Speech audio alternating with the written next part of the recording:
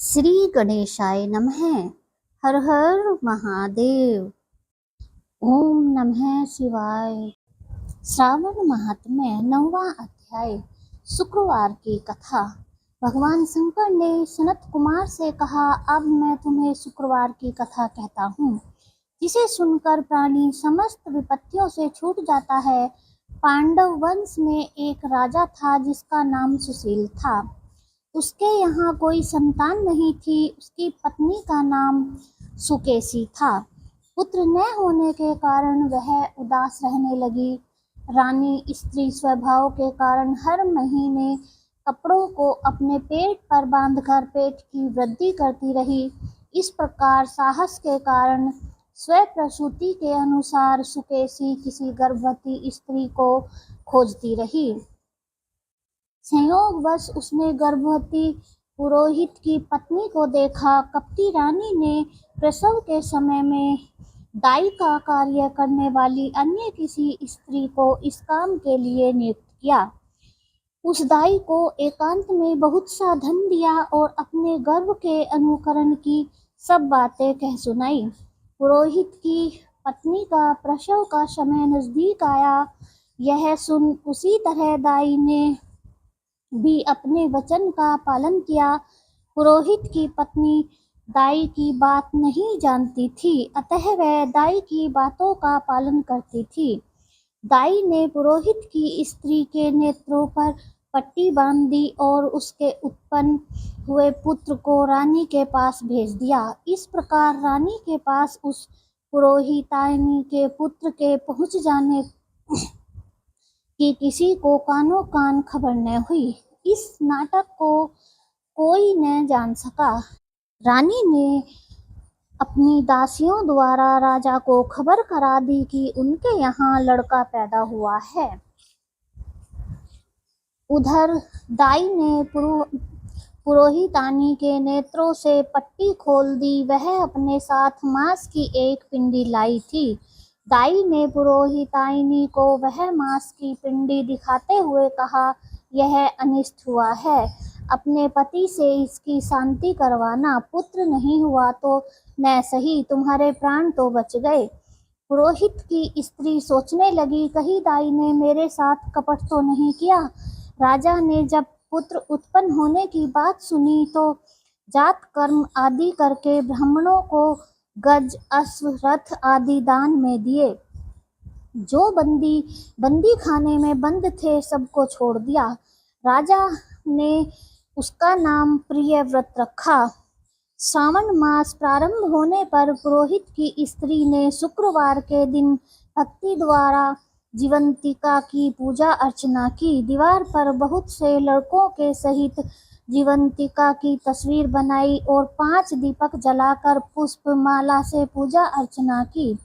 गेहूं के आटे के दीपक बनाकर जलाती और स्वयं भी गेहूं के आटे को शुद्ध घी में पकाकर भोजन करती। भोजन के पश्चात जीवंतिका से प्रार्थना करती, जहाँ पर भी मेरा पुत्र हो उसे सुरक्षित रखना। इस प्रकार प्रार्थना करने के पश्चात वह कथा सुनती और यथाविधि नमस्कार करती। जीवंतिका के प्रसाद से वह बालक राजा के यहाँ चांद की तरह बढ़ने लगा और जीवंतिका उसकी रात दिन रक्षा करने लगी। कुछ समय बाद राजा का स्वर्गवास हो गया। पितृभक्त पुत्र ने पिता की पारलौकिक क्रिया संपन्न कराई। इसके बाद मंत्रिमंडल ने उसको राज सिंहासन पर बैठा दिया। उसने कुछ काल तक राज्य का शासन भली भांति किया। इसके बाद वह राज्य का भार मंत्रियों को सौंपकर पितृ ऋण से मुक्ति पाने के लिए गयाजी को रवाना हो गया। उसने यह यात्रा कार्तिक वेश में की। रास्ते में वह किसी गृहस्थी के घर पर ठहरा। उस गृहस्थी के यहाँ पुत्र हुआ था।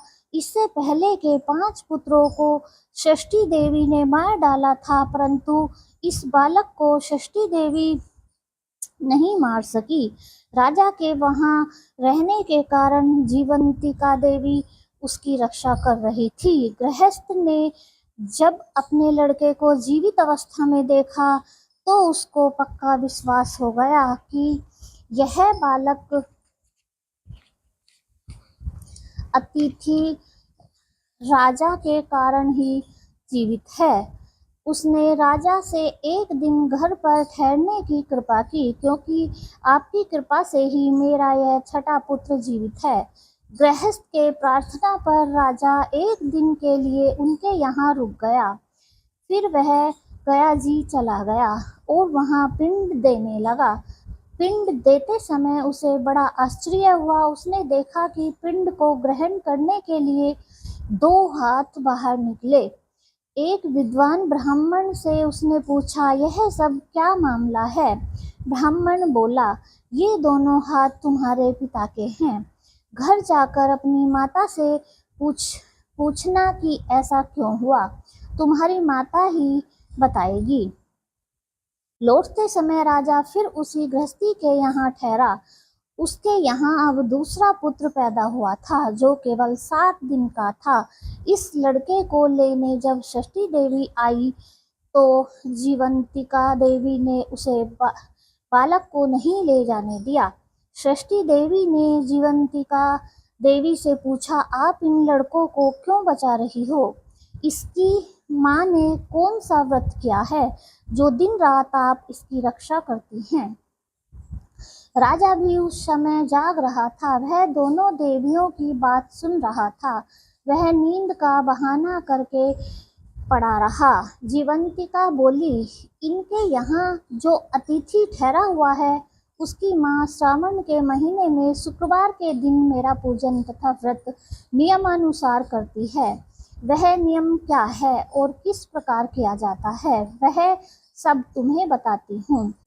इसकी माँ उस दिन हरे रंग के वस्त्र और हरे रंग की चूड़ियाँ नहीं पहनती, चावल के मांड को कभी नहीं लांघती, हरे पत्तों के मंडप के नीचे नहीं जाती, हरे रंग की साग सब्जी नहीं खाती। यह सब कुछ वह मेरे लिए ही करती है, इसलिए मैं इसकी तथा उसके पुत्र की रक्षा करती हूँ। षष्ठी देवी और जीवंतिका देवी का वार्तालाप सुनकर राजा सुबह उठकर अपने राज्य में आया। राजा ने अपनी माता से पूछा, हे माता, आप जीवंतिका का व्रत करती हैं तो उसकी विधि क्या है? राजा की माता ने उत्तर दिया, मैं जीवंतिका का व्रत नहीं करती, इसलिए मुझे उसकी विधि का ज्ञान नहीं है। यह सुनकर राजा को बड़ा आश्चर्य हुआ और सोचने लगा कि मेरी माता कौन है। राजा ने गया यात्रा के फल पद प्राप्त्यर्थ ब्राह्मणों तथा सुहागिनियों को भोजन कराने की इच्छा प्रकट कर उनके यहाँ हरे वस्त्र, हरी चूड़ियाँ आदि परीक्षार्थ भिजवाए। दूत ने सबके यहाँ संदेश दिया कि आप सब राजा के यहाँ भोजन करने आए। पुरोहित की पत्नी ने राजदूत से कहा, मैं हरे रंग की कोई चीज नहीं लेती। राजा को यह समाचार मिलने पर उसने पुरोहित पत्नी के लिए लाल रंग के वस्त्र और लाल रंग की चूड़ियाँ भेजी। पुरोहित पत्नी ने उन चीजों को ले लिया और राजमहल में आई। पुरोहित पत्नी को देखकर राजा ने हाथ जोड़कर उसका अभिवादन किया और नियम का पालन करने का कारण पूछा। उसने इसका कारण शुक्रवार व्रत बताया। राजा को देखकर उसी समय उसके स्तनों से मातृ प्रेम के भाव के कारण दूध निकलने लगा। उस दुग्ध से राजा भली प्रकार सिंचित हो गया। गया में 2 हाथ निकलने से तथा रास्ते में गृहस्थी के यहाँ देवी से बातचीत और स्तनों से दूध निकलने से राजा को पक्का विश्वास हो गया कि यही उसकी माता है। राजा ने पूछा, हे माते, भय मत करो और मुझे मेरे जन्म का सही सही हाल बताओ। सुकेसिनी ने उसके जन्म के सब तथ्य बता दिए। राजा ने प्रसन्न होकर अपना जन्म देने वाले माता पिता को नमस्कार किया और उनको संपत्ति देकर उनका मान बढ़ाया। एक दिन ने जीवंतिका से प्रार्थना की, हे देवी, मेरे जन्मदाता पिता तो मौजूद हैं, फिर गया में पानी से 2 हाथ किसके निकले थे? देवी ने राजा को ख्वाब में ही उत्तर दिया, हे राजन, मैंने तुम्हें विश्वास दिलाने हेतु ऐसी माया रची थी, इससे तुम कोई संदेह न करो। भगवान शंकर बोले, हे सनत कुमार, मैंने तुम्हें शुक्रवार के व्रत करने का महात्म्य कह सुनाया। इस व्रत को श्रावण मास में करने से मनुष्य की समस्त इच्छाएं पूर्ण हो जाती हैं। ओम नमः शिवाय।